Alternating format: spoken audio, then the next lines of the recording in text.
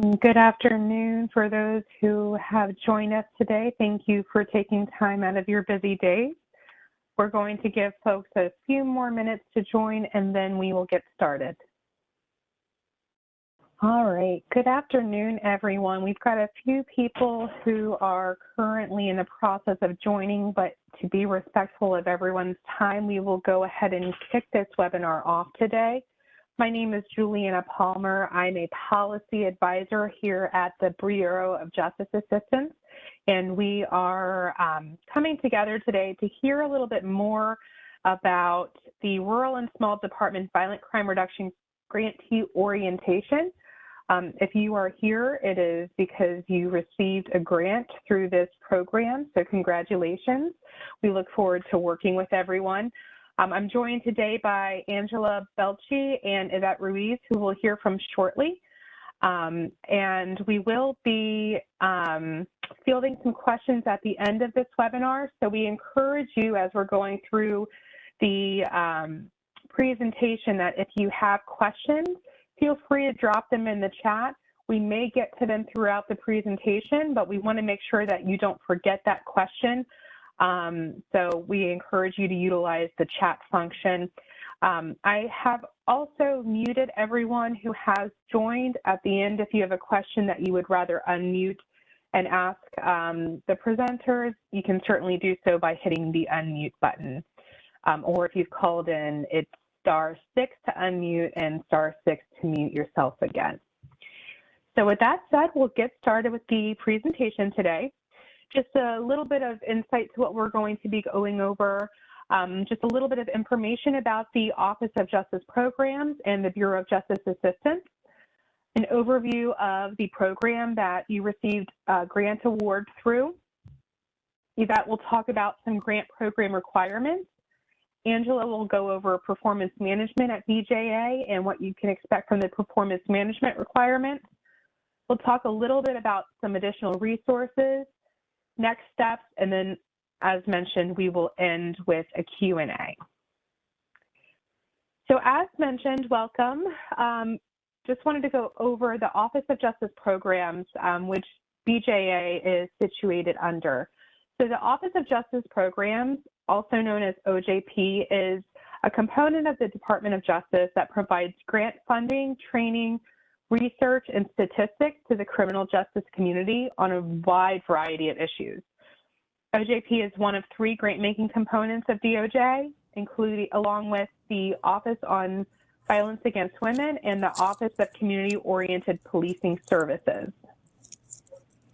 As you can see on the screen here, these are some of OJP's components: BJA, along with the Bureau of Justice Statistics, the National Institute of Justice, Office for Victims of Crime, the Office of Juvenile Justice and Delinquency Prevention, and the SMART Office, the Office of Sex Offender Sentencing, Monitoring, Apprehending, Registering, and Tracking. We like our acronyms. So a little bit about BJA. Our mission is to provide leadership and services in grant administration and criminal justice policy development to support state, local, and tribal justice strategies. We work with communities, governments, and nonprofit organizations throughout the country on a wide range of activities that seek to reduce crime, recidivism, and unnecessary confinement. We are led by our director, Carlton Moore, who is fantastic. If you ever have the opportunity to hear him speak or meet him in person, he is wonderful. We provide various supports to the criminal justice field, including funding, education, equipment, and consulting services, and training and technical assistance. So a little bit about our program and why we're here today. And before we get started, I just encourage those who are here to provide an insight for us to hear some of the greatest violent crime challenges your jurisdiction is facing. Your response to the solicitation demonstrates that there are challenges that your community is facing. Given the population that this grant program serves, both small and rural communities, as well as tribal agencies as well, we'd love to hear and see some of the challenges that you all are facing. And no doubt that we're going to be hearing more about some of those challenges as we move forward in our work, connect you with the training and technical assistance provider through this program, and continue supporting your efforts in these areas. And I am actually unable to see the chat function. Are you able to read any of the responses that are coming through?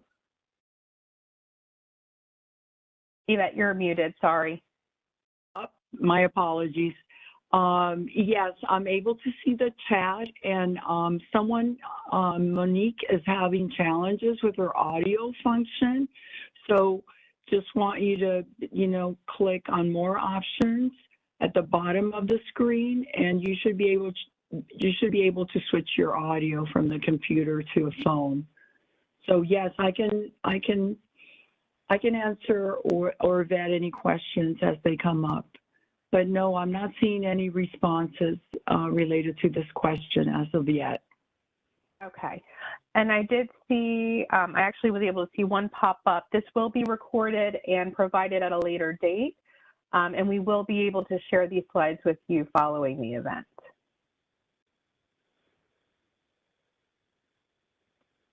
All right. So just going to take a little bit of time to go over the initiative, our Small and Rural Violent Crime Reduction Program. You may have joined us for our TTA webinar earlier in 2023 where we went over this program, but really just as a reminder what the goals of this program are set to accomplish and what some of the activities will be that we're going to be working with all of you on. So through this program in particular, we're looking to support small and rural agencies in your efforts to combat violent crime. We are going to provide funding to small and rural agencies or to prosecutors who are interested in implementing or improving the capacity around one or more critical elements found in BJ's resources, the Violent Crime Reduction Operations Guide, or the Prosecutor's Guide for Reducing Violence and Building Safer Communities. Some of the activities include completing the Violent Crime Reduction Operations Guide online assessment tool. This is a component that must be taken in order for you to really begin working on your implementation strategy alongside the training and technical assistance provider. Applicants had to select one or more of the critical elements within the guide to improve their capacity as part of the overall violent crime reduction strategy, and partner with a researcher or subject matter expert to monitor the activities identified for the project. We're also going to look to implement programming that reflects an enhanced capacity as outlined in the guide, and deploy agency resources which may range from personnel, services, analytic tools that meet the capacity enhancement goal. We'll work with you to track project progress and outcomes, and you will be working with the training and technical assistance provider, Justice and Security Strategies, who has joined us today. We'll be doing a webinar with them in the future, so you can hear more about their role in providing training and technical assistance through this initiative. Your response to the solicitation means that you reference the guide, which outlines critical elements that discuss capabilities for any agency fighting violent crime. And just to kind of go over some of those components, they range from community engagement, accountability, resources and sustainability, training and tactics, analytics and intelligence, technology, and partnerships. So all of the applications that we received had one or more of these components integrated throughout the project activities. And we're looking forward to seeing how your implementation of some of these elements helps reduce violent crime in your community. We do have some previous program funding that was specific for rural agencies, but some of that funding has been previously and currently is in the process of being used to support various rural violent crime challenges, including assaults, robberies, and sexual assault, intimate partner violence, child abuse and exploitation, homicides, narcotics-related violent crimes, gang-related violent crime, and firearms-related violent crime. And with that said, I will hand it over to Yvette to go over some of the grant program requirements. This is the information that I really think a lot of you have been waiting for to better understand what the next steps are to get you started in this process. So with that said, Yvette, I'll hand it over to you to introduce yourself and get started on this next section. Thank you. Next slide.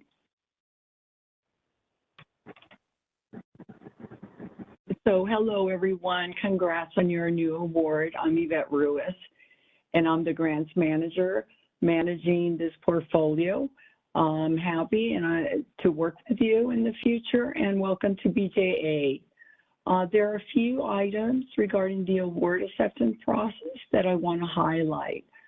Remember that this is a legally binding contract between the federal government and your agency, and it must be accepted by the authorized representative.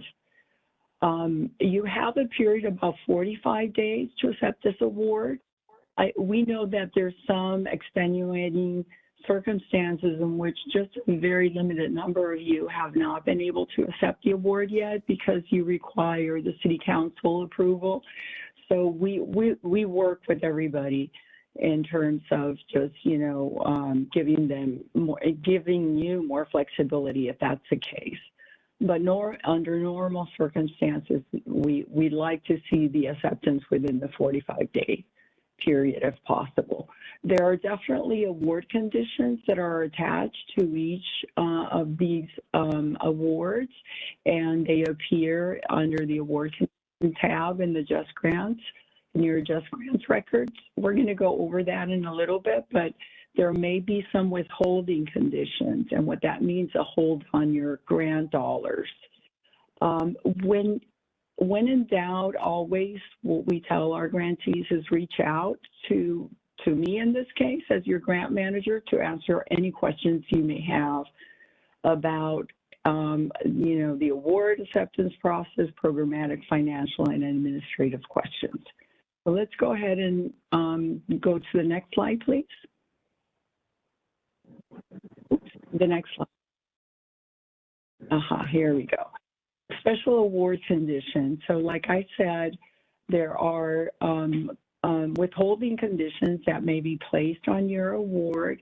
The number one, most common one, is obviously that your budget has not been cleared by OCFO. That was pretty much 100% of all of the grants were affected by that this year.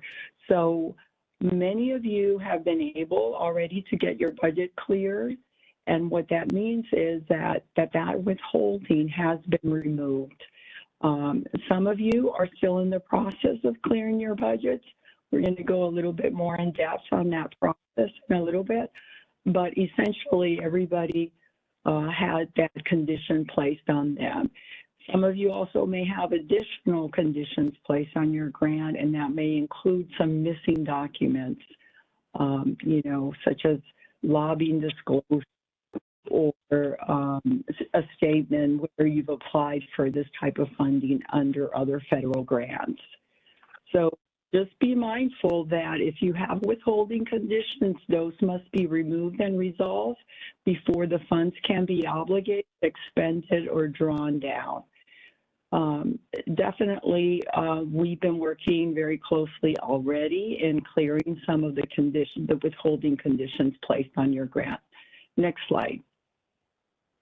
I believe this group, this cohort, has been very proactive in reaching out to me already. I want to pretty much have talked to everybody so far. So another requirement in terms of financial information that we want to share with you today is that we require that recipients agree to read and comply with the financial and administrative requirements that are set forth in our DOJ financial management guide and two CFR 200 uniform administrative requirements. When I'm my call today. I think someone has to mute. their phone. Let me see. Maybe Juliana can mute this person that dialed in now. All right. So essentially what OCFO is looking for is that all the costs that you proposed in your budget are reasonable, allocable, and necessary to the project. They will be looking for in your budget that all costs conform to federal cost categories, have correct calculations, include only allowable costs, and accurately identify subrecipients and contractors. So those are the key elements that OCFO is zeroing in on. Be mindful that once the budget clears, and if you submit a reimbursement request, that you're expected to disburse those funds immediately or within a 10-day timeline. If the funds are not spent within those 10 days, they must be returned to the federal agency. So next slide, please, Juliana. All right, so this is just a graphic of what's happening in terms of your budget review. There's a bulk of you that OCFO has already reviewed your budget, and they didn't need any revisions or clarifications. So OCFO approved the budget, and the grant manager, I issued a release for the funding. There is maybe half of you where a clarification or a revision is required, and all of that is done within the Just Grant system. So essentially, you will receive a notice from Just Grants, and it's a GAM requesting a change request GAM. You'll need to review that, look at what all the concerns are, and address those concerns in the newly revised budget, submit that. In this case, it goes through me. I take a look. If everything is addressed, then I'll forward it to OCFO, and OCFO admits the final approval, and then I will release the hold on your funding. So next slide, please. There is a grant financial management training for personnel assigned to this grant. So specifically, all points of contacts, including grant award administrators and financial managers, are required to take this training within the first 120 days from accepting the award. You may have taken this training in years past, but it has to be renewed every 3 years for those of you who are who've had other VJA grants. And we provide at the bottom of the page the link to the training. So you'll go there, put in your grant number, and there's many modules, and you're required to take a test at the end of the training. And once done, you can generate a certificate and send that to me so that I can make note of it in Just Grants. Next slide. Now, in terms of the reporting requirements for this program, you are required to submit FFRs, federal financial reports, through Just Grants, and essentially those are due on a quarterly basis. They're due 30 days after the quarter ends, and they're submitted by the financial manager. In terms of the programmatic reports, those are due biannually, and you'll see that the next due reports for both FFRs and the biannual will be due January 30th, 2024.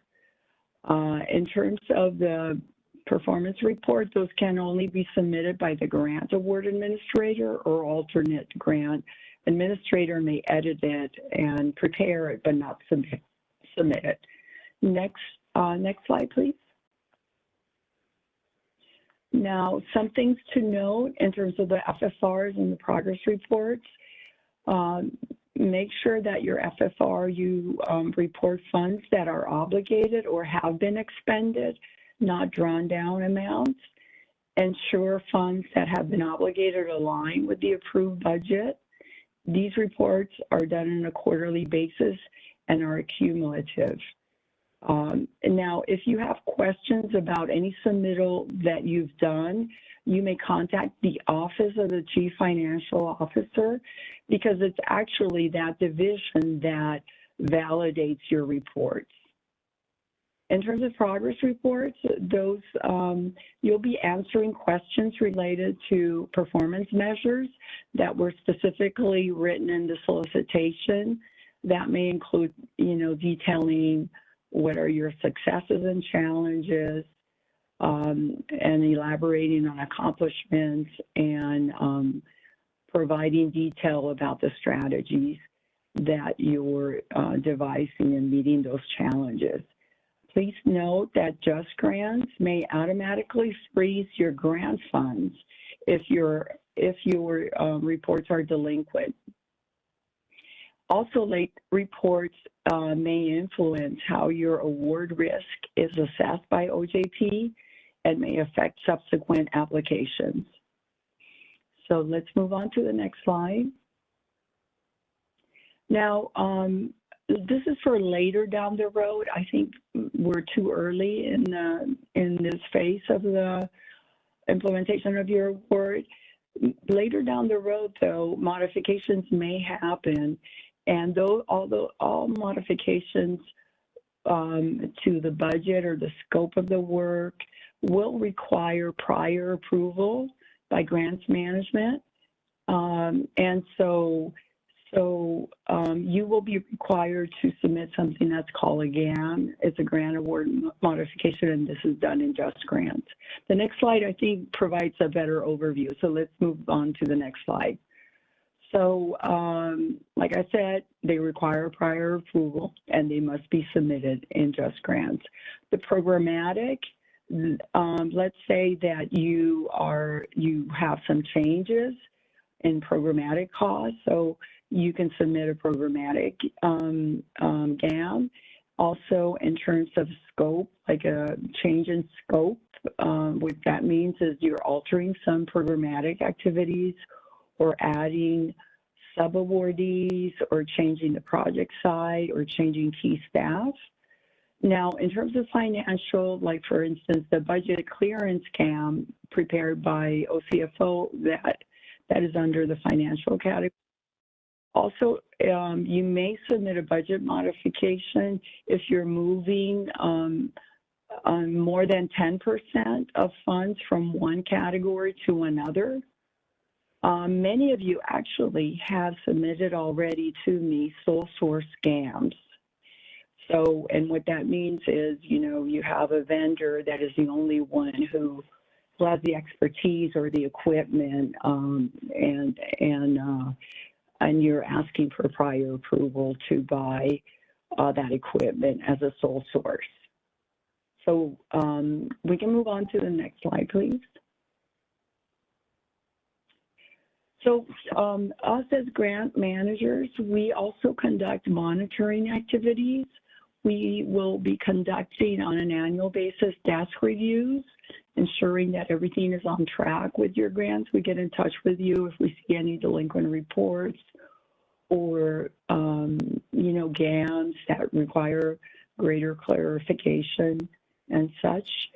We also conduct face-to-face site visits and also conduct virtual visits.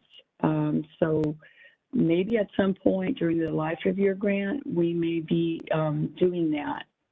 And maybe perhaps some of you who are more experienced with BJA already have gone through all those processes.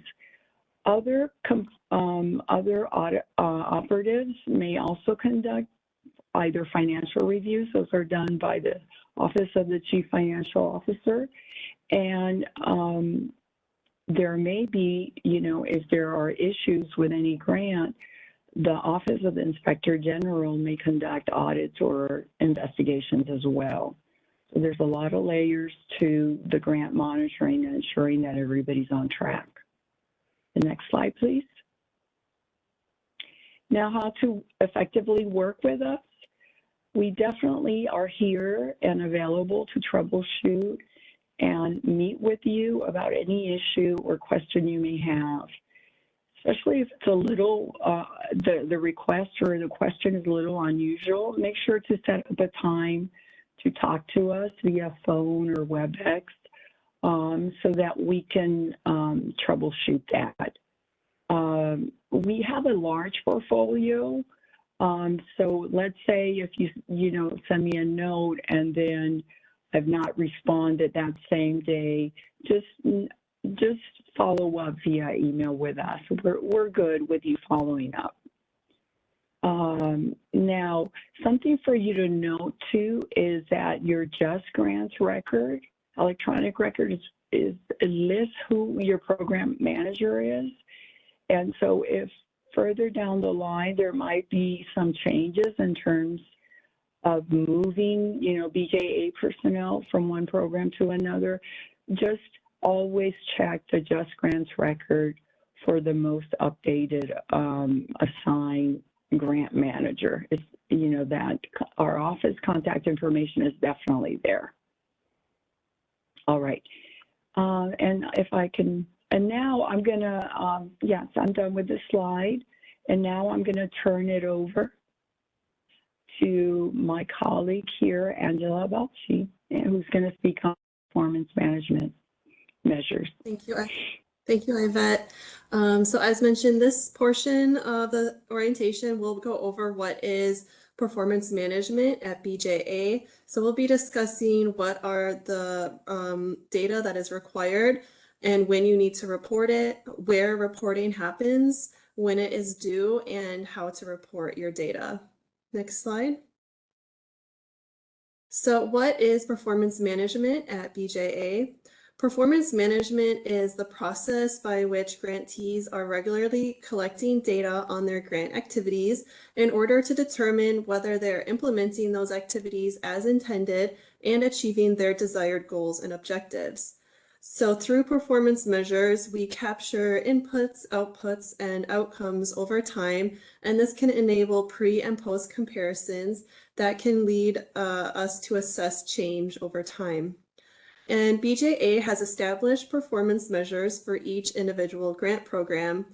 So these measures were included in the original solicitation that you responded to, and I'll review some of the specifics of the Bureau of Violent Crime questionnaire performance measures during this later in this presentation. But you can find additional information and several resources on the OJP grant performance measurement and progress reporting information portal and the performance measurement website, and both are listed there below, and those can be very helpful throughout your reporting process. Next slide. Why does BJA use performance measures? Again, performance measures have many purposes and benefits, not only to BJA, but also to you and your program. First, they allow BJA to look at your program holistically, as well as at the individual local level to identify areas of success and potential opportunities for improvement. This helps BJA to provide targeted training and technical assistance resources to subjects that may need them the most. BJA also regularly receives data requests, sometimes from Congress or the White House, and we rely on the data provided by grantees to respond to those inquiries. BJA also regularly tracks progress towards overall program goals and reports on them through annual key performance indicators to leadership and the White House during budget formulation. Finally, the Department of Justice is required to comply with several reporting requirements of federal laws, including the GPRM Modernization Act, the Data Act, and the GREAT Act. Next slide. What data will I need to report? There are 3 required sources of data that you will use to report: performance measures, narrative questions, and closeout questions.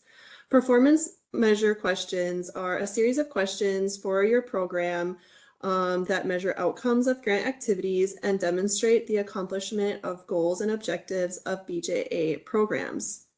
Narrative questions are a series of open-ended narrative response questions that are specific to your individual program's goals, objectives, barriers, and successes. Finally, closeout questions are a series of questions that you will only need to respond to when your award is ending and activities have been completed. Next slide. Where do I report? You will report your performance measures semi-annually in the Just Grants reporting system, which you can access online using the link at the bottom of the page. And on this slide, you'll see a reporting table, which I've had already mentioned, but this is specific for your performance measures. As you can see, performance reporting is required semi-annually in January and July. And Just Grants is accessible for data entry after a data collection period closes. And so you'll have 30 days to enter your data. Additionally, if your performance report is not submitted by the due date on January 30th or July 30th, the status will immediately transition to delinquent, and your grant manager or state policy advisor will likely contact you for your data submission. There is a 15-day grace period after the due date before funds are frozen for delinquent performance reports. Next slide. So we're going to get into the specific questionnaire structure, but related to reporting. Again, the first time you'll be reporting is upcoming in January. That will be due January 30th, 2024, and you are required to submit your performance report regardless of whether you have begun grant activity. You will see the first few questions of your questionnaire will indicate whether you had grant activity or not. In the first question, you should only respond yes if your award is in closeout and it is the last reporting period that you will be reporting on.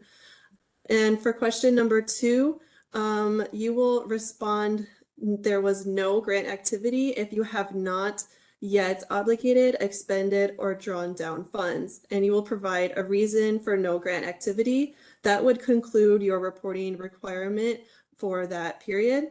However, if you have grant activity, or in other words, if you have begun to obligate, expend, or drawn down funds, your award is considered active and will remain so until closeout. So therefore, you will answer that yes, there was grant activity, and the system will carry you through the rest of the questions to complete. Next slide. So this is just an overview, and you can see all of your performance measures in a questionnaire PDF format, which is posted on our website, and you can follow the link to see that there, so you can start to understand the data that you'll be required to report in January. And you can also use this PDF version to help track your relevant data across the 6 months before the reporting period opens to make it easier for reporting. And so going back, correct, next slide, sorry, thank you. So going back to the next part of the questionnaire, we'll go over some of the sections briefly, but again, please review the PDF document and reach out if you have questions related to a specific question or measure.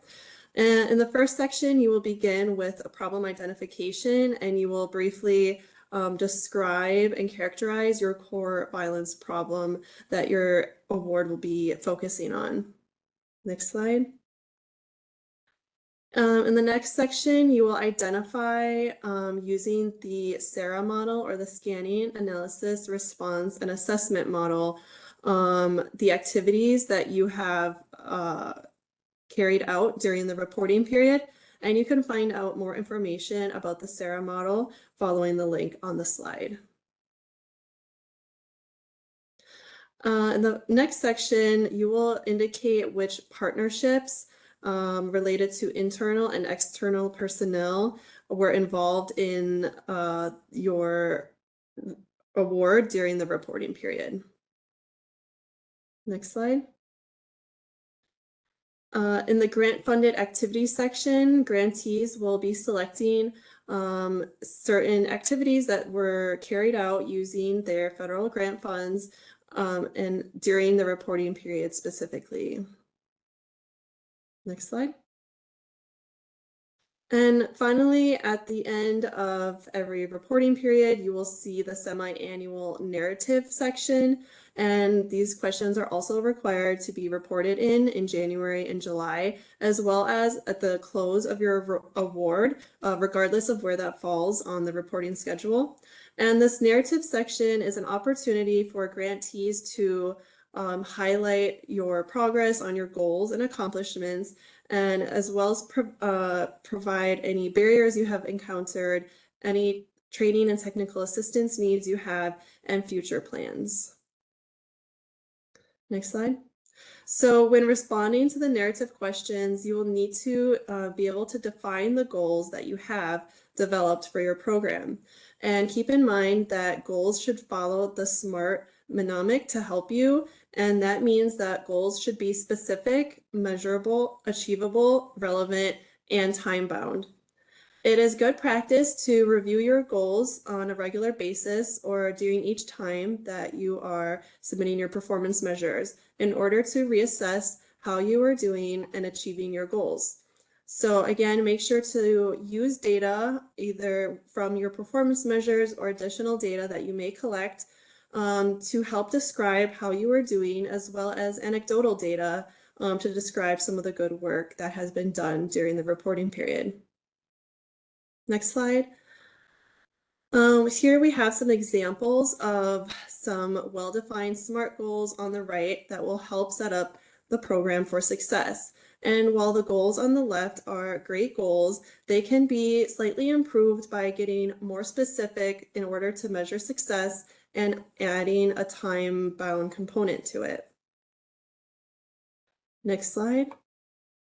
So finally, we would like to share some tips in order to improve your data quality that you can start from the very beginning as your award is just getting started. Again, it is recommended that a designated staff person coordinates all performance measure data collection as well as entry to ensure consistency. And again, if this is the first time that you will be reporting data, make sure to familiarize yourself with what you will need to collect and report. And you can do this by reviewing the PDF version of your questionnaire that was shared earlier. And also ensure that a backup person is aware of the process and data collection so that they can fill in if the designated person is unavailable or leaves the role. And consider other available data collection methods, including case management systems, spreadsheets, or other tracking forms or methods that might work best for you and your program. And if partner organizations are included in your program design, be sure to work with them throughout the process to collect their data and incorporate it with your own. And finally, be mindful of the validation alerts and other system built into the JustGrant system to help guide you through your questionnaire. And if our team has any questions related to data that you have submitted, we may be reaching out to you. On the next slide, we have the JustGrants support team help desk. And this is a different team from the team that I am on, and that is specifically related to any questions you have regarding the JustGrant system, accessing your profile or your account, or any troubleshooting issues. However, if you have specific questions related to a performance measure, you don't understand what the question is asking of you or how to report your data for that, and then on the next slide, that would be something to reach out to our PMT help desk for. So any JustGrant system related issues, please reach out to JustGrants, and any questions about performance measures themselves and how to report, please reach out to us. And we also have some additional resources that will be helpful for you throughout reporting, our performance measure website page, as well as our YouTube channel. But of course, if any questions, reach out to the PMT help desk and we will direct you to wherever you need to go. At this time, I'll hand it back to Yvette for some additional resources. Or Juliana. I'll take this over. Thank you so much for that overview, Angela. And for everyone who has joined us today, this presentation has been immensely helpful as you'll navigate through managing your grant as we move forward. We do have a couple of additional resources we just wanted to make you aware of. Again, this presentation will be available for you following today's webinar. Just to reiterate, we do have a lot of information available online around the Just Grant system.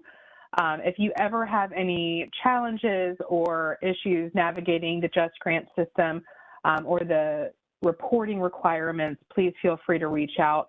But justgrants.usdoj.gov is where you would locate a lot of our resources that we have available.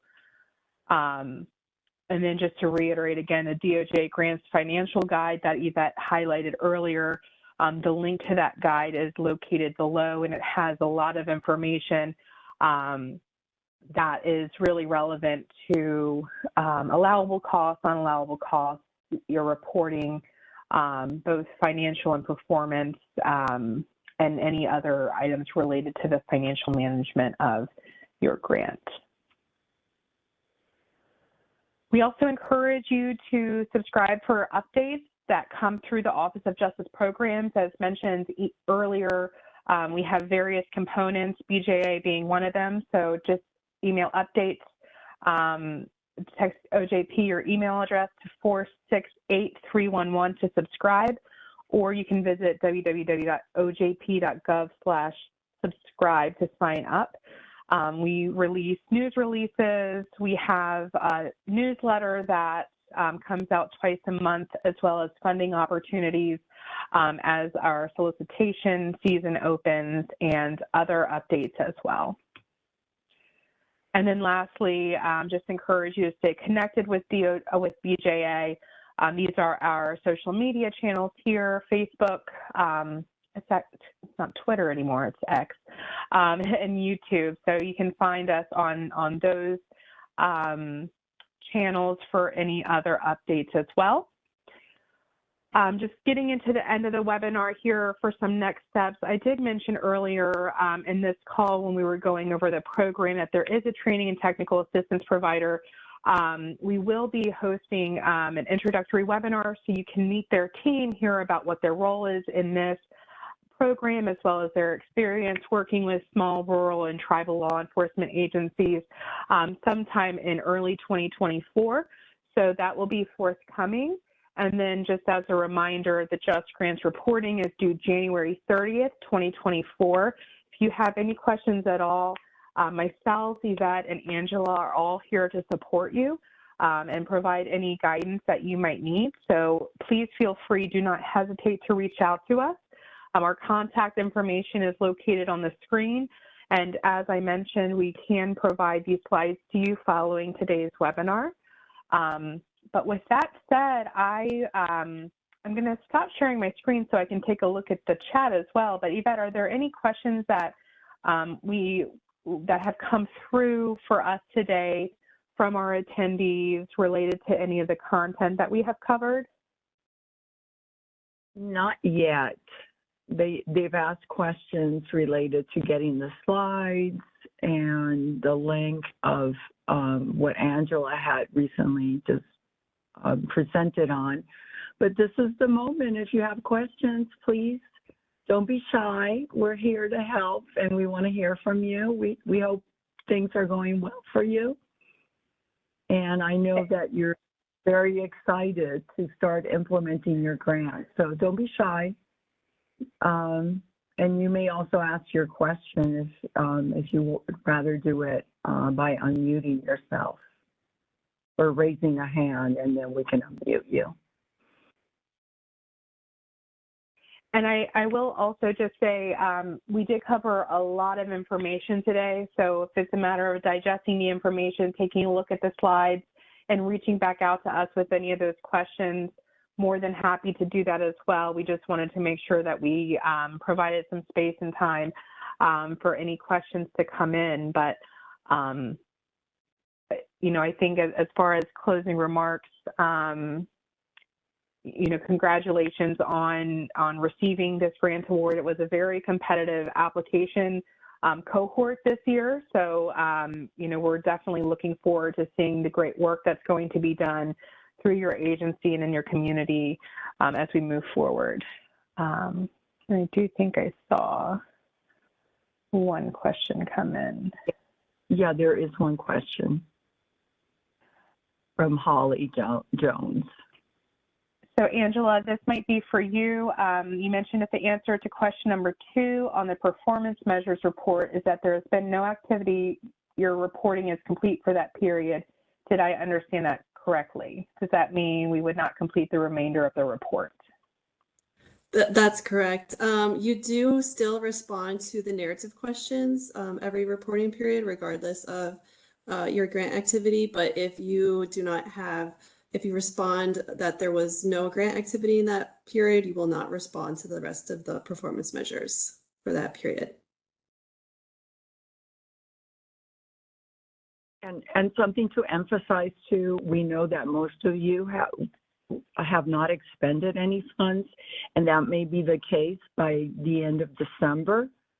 So, but that does not, you know, you're still required to submit the FFR, and then in the FFR, you would say no funds have been expended or obligated as well, but you're required to submit it regardless. Thank you, Angela. Thank you, Yvette. Are there any other questions that anyone had today? If not, you know, we anticipate to receive some questions as you move forward in your grant management journey and implementing your programs. We're always here and available to assist as needed, but if there's no more questions, I'm more than happy to give everyone 13 minutes of their day back. And we'll be in touch soon with, like I said, some of those next steps and connecting in 2024 with the training and technical assistance provider. And we'll get you the recording and the slides out as soon as we can. All right. Thank you, everyone. Have a great day and happy holidays.